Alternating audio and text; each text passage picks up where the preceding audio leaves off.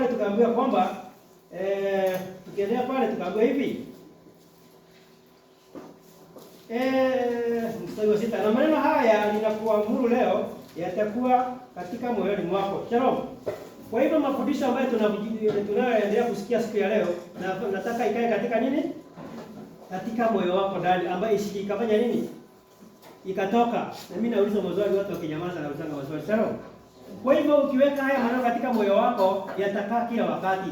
Ukiambiwa uende kwa safisha kusanyiko, unaamka mara moja. Sinaenda kutumikia haya kazi. Ukitumwa na mzazi ufanye nini?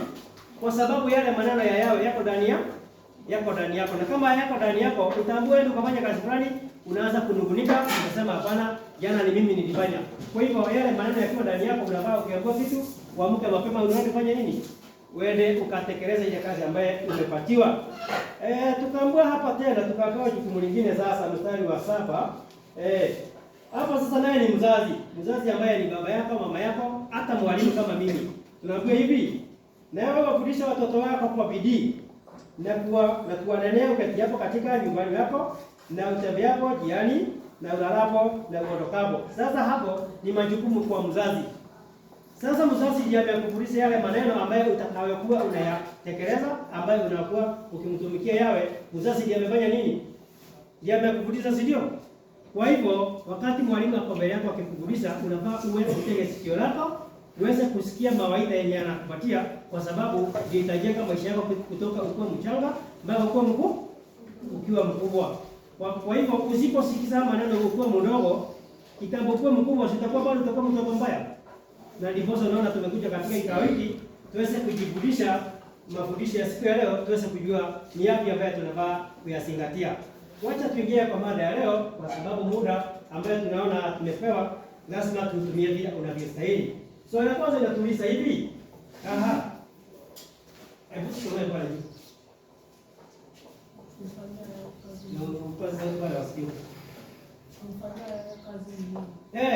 Swali zuri ambayo tumefanya nini?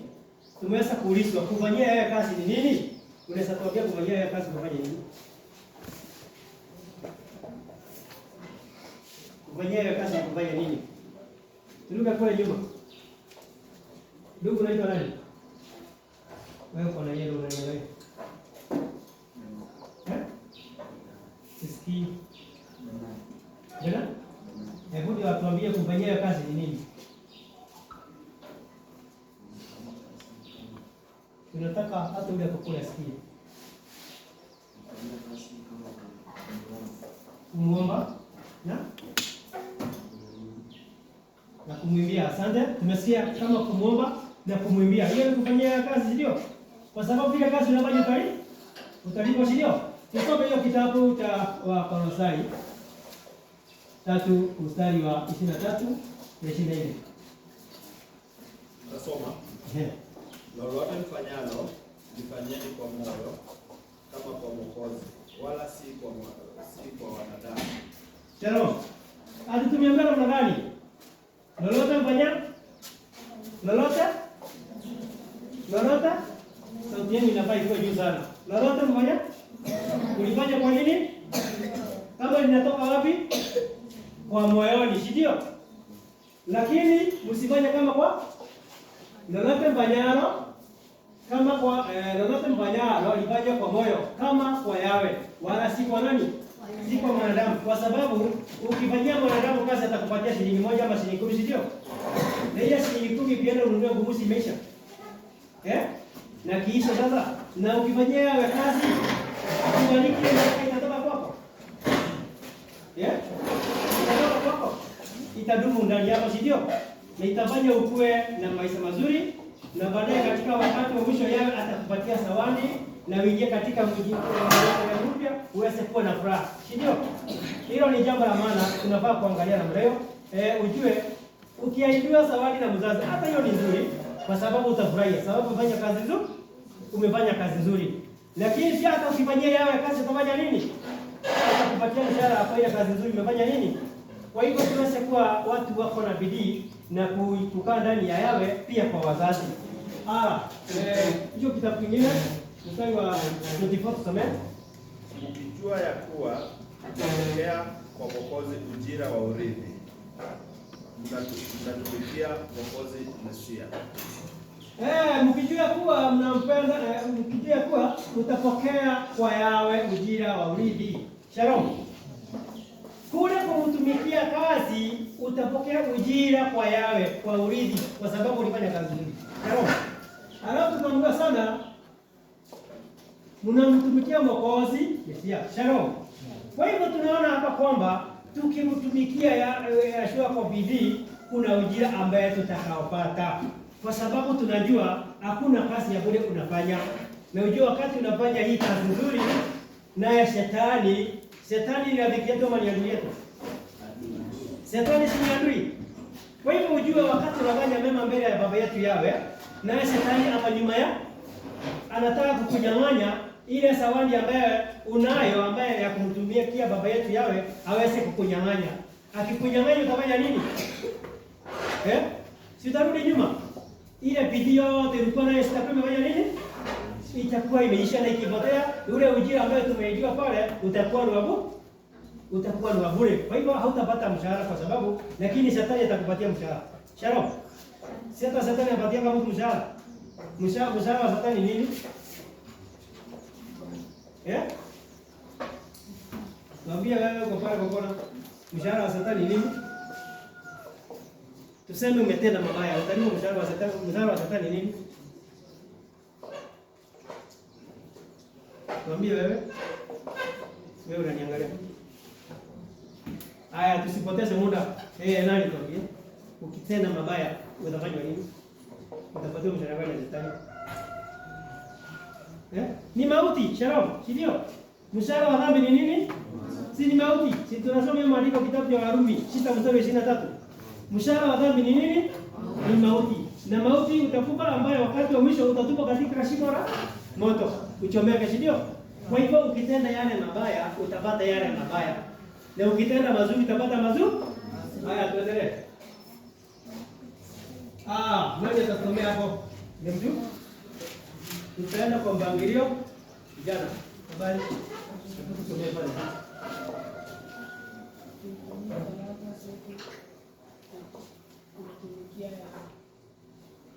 Tuitumie nini? Talanta zetu kufanya nini? Tunaona hivyo ndipo tunaibishwa. Natumai kila mmoja ako na talent yake, si ndio? Kama hapa tumeambiwa tusimame tuimbe. Wengine wanaimba wamefanya namna hiyo. Kuna mtukuza leo. Wengine akiambiwa simama, wengine wamesimama, mwingine amekaa chini. Hiyo ni kumtumikia Yawe. Kwa hivyo nataka tukimaliza, tukiambiwa tuimbe tukijua kwamba talanta zetu tunafanya nini? Kuna talanta ya kutusi watu. Hiyo ni ya nani? Hiyo ni ya shetani, sio? Na kwenda kuiba mtu ni ya shetani. Hiyo ni ya shetani. Kwa hivyo hizo sio talanta zile nzuri, na tukipokea zile talanta mbaya kama zile hizo, tunaona kwamba tumeambiwa tutarithi mauti tukifanya ile kazi ambayo haifa. Kwa hivyo tumeuliza kwamba tuitumie talanta zetu kumtumikia Yawe. Tunapatiwa kitabu cha Petro wa kwanza 4:10. Moja tusomee pale. Mkiwa kama vijana. Habari. Tusomee hii Petro.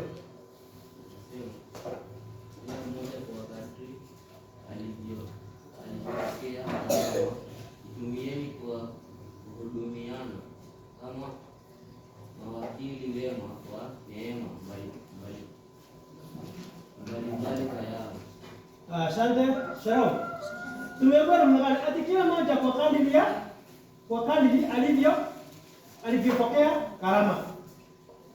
Uitumie kwa kadiri ulivyopokea nini? Karama. Tujue kwamba najua katika shuleni kila mmoja anafanya mtihani aweze kupata namba moja, si ndio? Ni ukweli ama ni uongo? Unafanya bidii, mwenye anataka kuwa namba moja anafanya nini shuleni? Unafanya nini? Hebu tuambie unafanya nini? Asante. Unajitahidi kufanya nini? Unaamka mapema, unasoma vitabu ili unatarajia kuwa namba moja, si ndio? Kwa hivyo na kama ni kujitarajia katika mema ya Yawe, unaambiwa ujitahidi. uitumie kwa kuhudumia kama mawakili wema kwa neema mbalimbali. Na ya kwanza tunaona kwamba ukitumia ile talent yako na ile jina utakuwa wewe ni wakili wa kutetea yawe kila wakati, si ndio? Ukikuta watu wananena mabaya juu ya yawe, unawaambia wewe, hiyo kazi haifa, tumikieni yawe kwa bidii, kila mambo inapaswa. Kwa hivyo, na tukisikia wewe ni mmezia, umeweza kujua haya mambo yote, tukienda pale kwa barabara tukute wewe kwanza wewe unapiga vijana kwa bidii, hiyo talent ni nzuri? Hiyo sio nzuri, hiyo sio kumtumikia yawe. Kwa hivyo tunajua kwamba ndio tumeambiwa wewe unafaa kuwa wewe ni wakili wa kumtetea yawe kwa vile kwa yale mafundisho umeweza kufanya nini? Kufundishwa. Tukiendelea 11 mwingine tusomee vijana. Iko pale juu. Hii hapo. Mtu asema na aseme kama Musia ya yawe mtu akihudumu na hudumu kwa nguvu anazojaliwa na yawe ili yawe atukuzwe katika mambo yote kwa Yeshua Mesia. Utukufu na uweza una yeye hata milele na milele. Shalom. Asante kijana kwa kuwa mchangamfu, wewe ni wakili mzuri. Nataka tuweze kuwa wakili kama nani? Shalom. Tunaona kwamba tumeelezewa kwamba ati mtu akisema na aseme kama mausia ya nani? Kama mausia yawe. Tukiendelea tukaambiwa kwamba mtu akihudumu na hudumu kwa nini? Kwa nguvu anasojaliwa na ya. Kama ni kuhudumu, utumie nguvu ile umepatiwa na yawe. Shalom. Alafu tukiendelea tukaambiwa kwamba ili yawe atukuzwe katika mambo yote kwa Yeshua Mesia. Kwa hivyo wakati unafanya ile kazi kwa bidii, unajitolea kwa kila jambo, utoe kwa bidii, unafanya ni yawe na unamhudumia. Yawe anasikia raha sana mpaka mahali hapo. Hata Yeshua anatukuzwa kwa sababu yale mambo unafanya nini? Kwa hivyo yawe atukuzwi kwa mabaya, anatukuzwa kwa mema. Twende mbele na tuna kila kitu kinaendelea vizuri. Hiyo mstari wa 11 ndugu habari yako? Tusomee nafasi. Tutumie talanta zetu kufanya nini? Kwa hivyo elimu yetu ukiulizwa leo mmejifunza kuhusu nini, mtasema nini? Kutumia talanta zetu kufanyia yaga. Tusomee hiyo mstari huo. Naye alitoa wengine kuwa mitume, wengine kuwa manabii, na wengine kuwa wanajilisti, na wengine kuwa wachungaji na walimu. Shalom. Natumai katika hii mahali hapa tuko wale watu wote tumetajiwa pale wenye mnasiji kukua. Hizi zile zifa zote ziko wapi? Sisi zitatoka katika hii kikao. Shalom. Naona kwamba naye alitoa wengine kuwa nini? Kuwa mitume. Labda katika hii kikao kuna nani? Ni ukweli? Tukaambiwa kwamba na wengine kuwa manabii, na wengine wainjilisti, na wengine wachungaji. Katika hii kikao utakosa mchungaji kweli? Shalom. Utakosa mchungaji? Utakosa mwinjilisti? Si wako? Kwa hivyo ufanye kazi kwa bidii ili tuweze kukua na watu wako na vipawa kama shida. Tuendelee. Haya, karama mbalimbali. Shalom. Hizo ni karama mbalimbali. Wewe umepatiwa hii. Na mimi nimepatiwa hii. Na yule mwingine amepatiwa hii. Wakati wewe unafanya hii, usisikie wivu kwa sababu wewe unafanya. Sababu wewe ikawa yenye wewe unafanya haijakuwa ni ya. Haya. Ni Colossians Wakorintho wa kwanza 12 mstari wa 8 na 9. Wasomi tunao huko, nimesikia tuna wasomi wengi. Habari yako dada? Wewe unaniangalia. Wewe. Tusome pale. Maana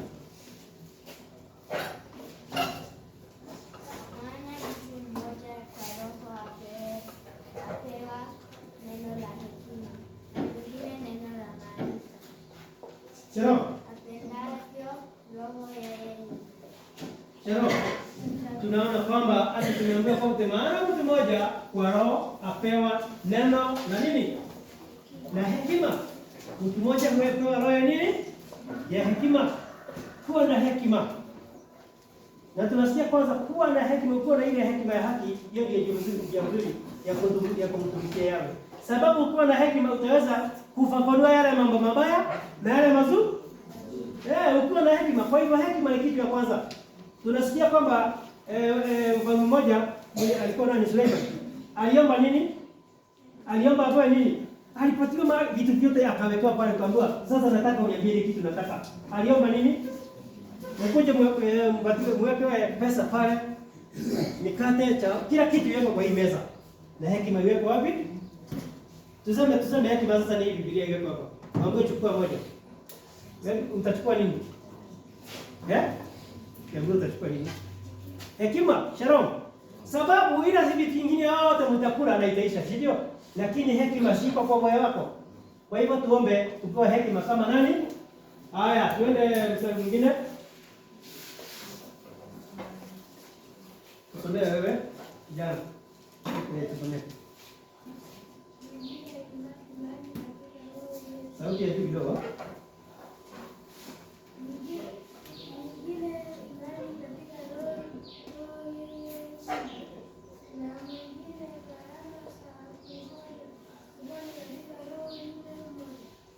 Shalom. Tunaona kila mmoja anapotoa kibao kulingana na uwezo ule anaona wewe unafanya nini. Kwa hivyo Yahweh akiwa juu mbinguni anaona kwamba huyu kibawa chake ni gani? Unaanza kutayarishwa mapema. Na sisi tuko walimu tunapatiwa ile uwezo tuzidi kuwafundisha ile kibao ambaye Yahweh anaona inastahili kuingia ndani yako, tuweze kuwafundisha ili uweze kupaka kama ni kibao cha roho ya kufundisha ianze kuingia ndani yako. Ndipo sasa unaona mwalimu akisimama hapa anakuambia tusomee. Hebu tuongoze wimbo. Hapo ni kutafuta nini? Kutafuta talent. Tukitoka hapa tutajua katika ile class tulikuwa kule, mtu fulani anaweza kuwa mwalimu, akiambiwa afundishe, anaweza fanya nini? Kwa kuongoza wimbo huyo anaweza. Haya tuendelee.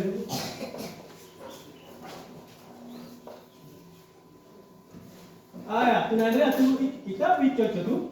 Tuko mstari wa 10. Nani atatusomea? Nenda tusomee.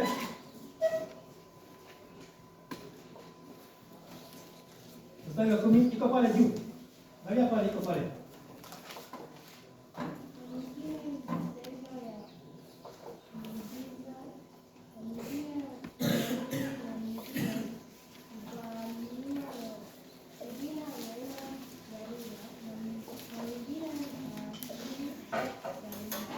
Soma hata hii ingine.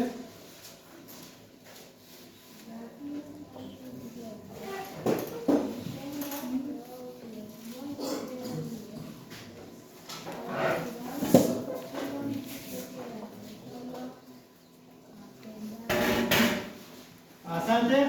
Natumai ile ya juu imeweza kuwekwa nguvu ile hata ya chini, ndio. Tukaona kwamba ati lakini kasi ya hizi zote kutendwa na Roho huyo mmoja. Yeye yule mwingine akimwagiwa kila mtu peke yake kama apendavyo. Kwa hivyo Yahweh akiona unastahili, anaona akufanye nini? Akupatie kile kibawa. Kwa hivyo tujitahidi kufanya bidii kwa baba yetu Yahweh ili aweze kutupia ile karama, si ndio? Na tumeona kwamba kuna kitu inaitwa roho wa kweli. Huu roho anatoka kwa nani? Na roho anakaa namna gani? Nani anaweza tuambia vile roho anakaa? Roho anakaa hivi. Kuna mtu anaweza ona roho na macho hivi? Hakuna. Roho anakaa kama nini? Kama upepo. Shalom. Hapa tuko roho wako wapi? Kwa hivyo anaangalia yule mtoto anafanya mazuri na yule anafanya mabaya. Kwa hivyo ukijificha huko kuanza kufanya mabaya, yeye mwenyewe anafanya nini?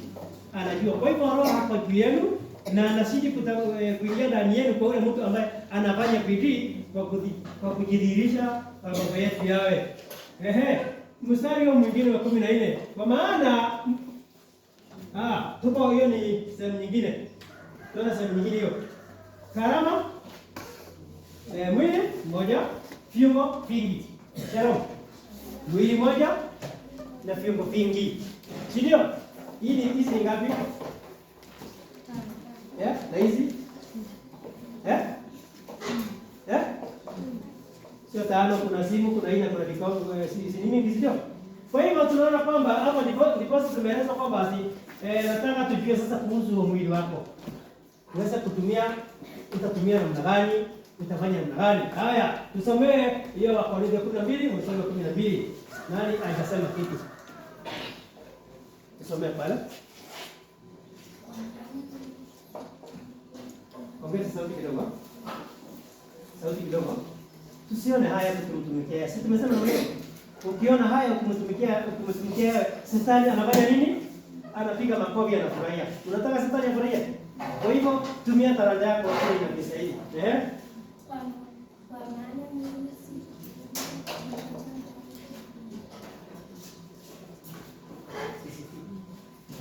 Ama wewe?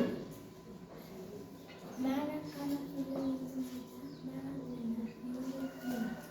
viungo vya mwili pia, navyo ni mwili mmoja, vivyo hivyo na mifugo. Shalom. Bujira tusomee mstari mwingine. Kijana. Kijana andika. Bujira ni hapo. Habari. Naitwa nani? Tusomee mstari wa 13. Na mtu akiambiwa ajaribu kufanya nini? Kuongeza sauti, tunahitaji hiyo sauti tusikie vizuri. Ukisoma pole pole sitasikia.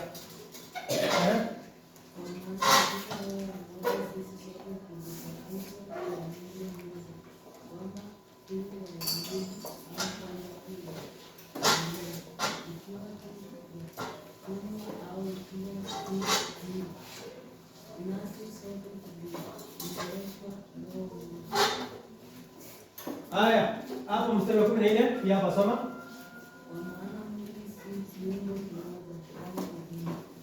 Haya mambo yote tumesoma. Kwanza tuangalie hapa hii sehemu ya mwisho hapa.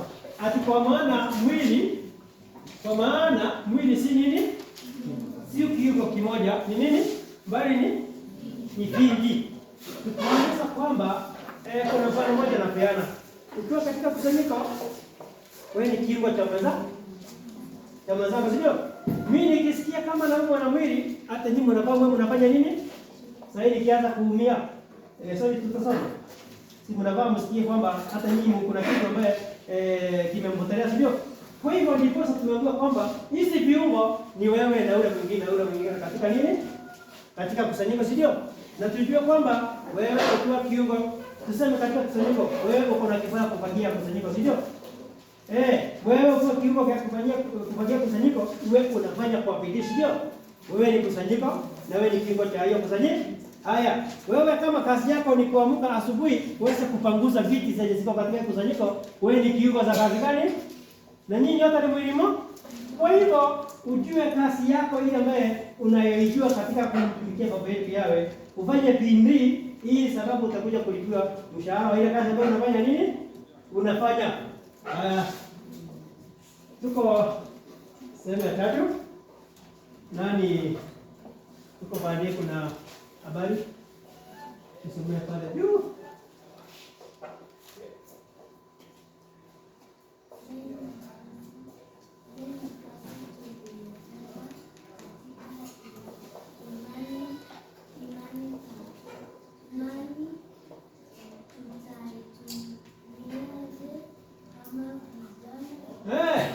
Ile nafasi tuliyopewa katika imani tutaitumikiaje? Kama sisi vijana tutaitumikiaje?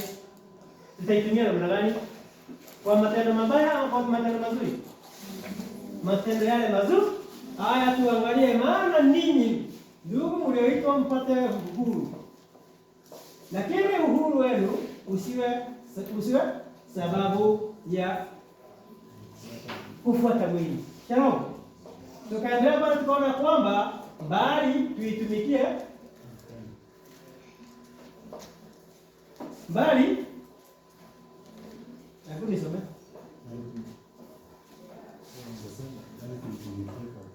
Shalom.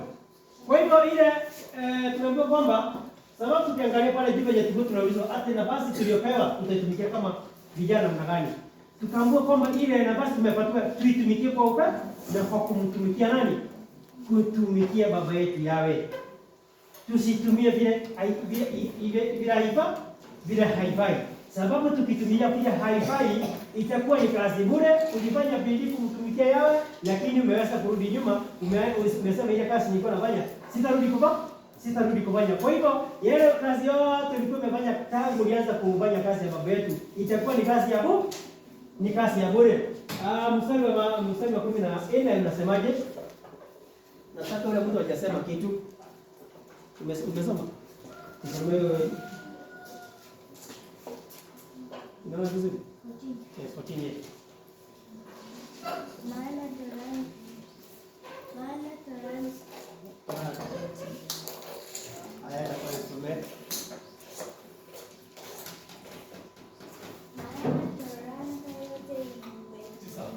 imetimilika katika neno moja, nalo ni hili: upende jirani yako kama nafsi yako. Asante. Kwa hivyo hapa tukitabasia hapa tumeambiwa namna gani? Ni upende jirani yako kama nini? Pia tukimekaa na mwenyewe mwenye umekaa naye akuwe ni jirani yako, unafanya nini?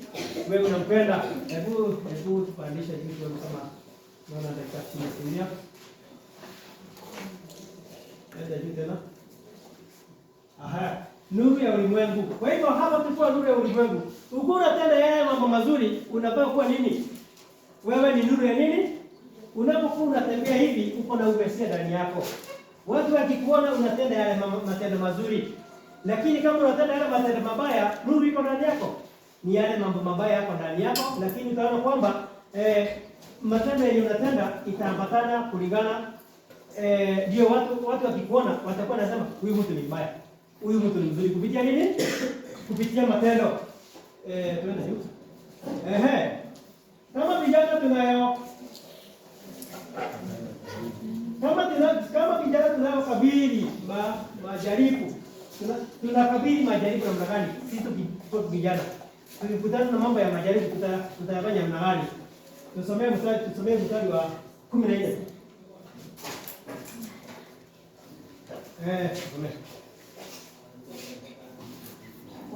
Kwa ajili ya hayo wapenzi wangu,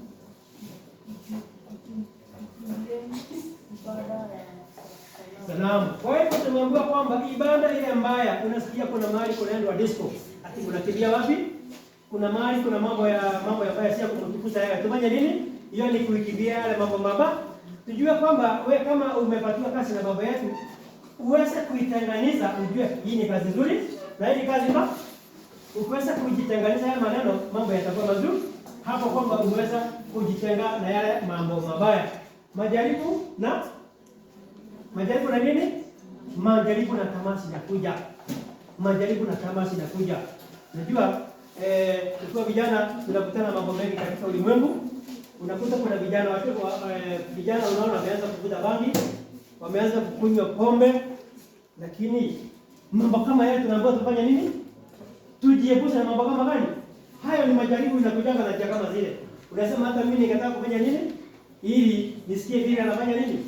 Anasikia. Kwa hivyo ukikutana mtu anatenda dhambi ama anafanya mambo mabaya, usitake kuwa urafiki na yeye, sababu ukikuwa rafiki na yeye, mambo yako yale yote umeweza kusoma na ikakaa katika moyo wako, ambaye atakayokuwa yanakusaidia yatakuwa yote yatakuwa ni ya bure. Kwa hivyo tuweze kuangalia haya mambo. Tunakimbia sababu na umeisha. Vijana atajilinda kutokana na tamaa kwa kiwango gani? Utajilinda kwa mambo ya tamaa kwa kiwango gani? Tutasoma kitabu kimoja tu. Tusomee kitabu ya Timotheo wa pili hiyo mstari wa 22. Some. Lakini zikimbie tamaa za ujana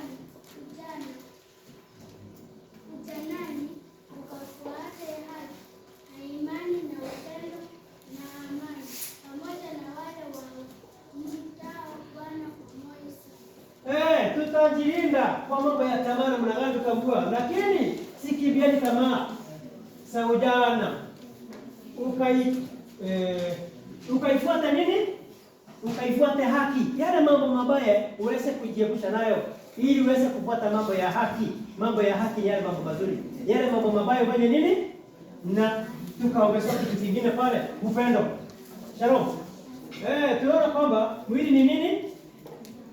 Mwili ni nini? Ni hekalu nani? Na baba yetu Yawe.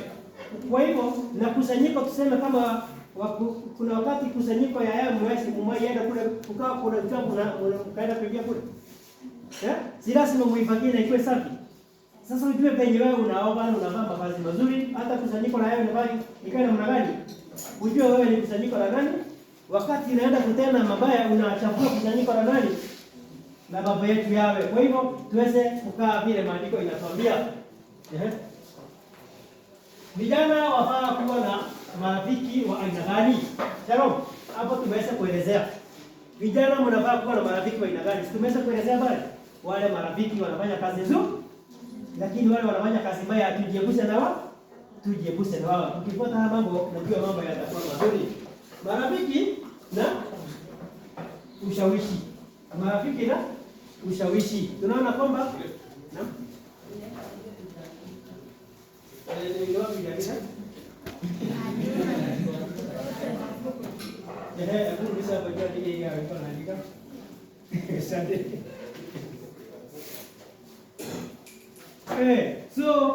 tukienda kutamaliza sababu ndio umeacha kuiza, tujue kwamba uangalie marafiki wenye unatembea na wao. Ile kazi unafanya ujue kama ni kazi ya kumtumikia baba yetu kwa bidii, ili tuweze kujua utapatua thawabu haina gani. Sababu sasa tunaona kila mwanafunzi amekuja hapa. Si ametoka nyumbani. Sasa amelipua pia na mzazi wake. Ukikuja huku tusikie wakati umefika huku, ni wewe namba moja. Kuiba kalamu ya mwenzako, unaenda kupora bagi ya mwenzako. Hiyo ni kazi ya Yawe. Hiyo sio kumtumikia Yawe. Ndio? Ukiambiwa usipite hapa, unafaa kufanya nini? Usingatie yale mambo ambayo umeambiwa, na uweze kuendelea na ule mwenendo mzuri. Naona hapa wanashiriki kuandika. So, Jobu, nasema muda umeisha. Asante.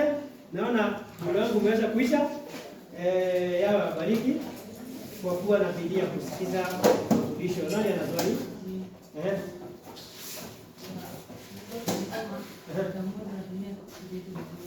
Na?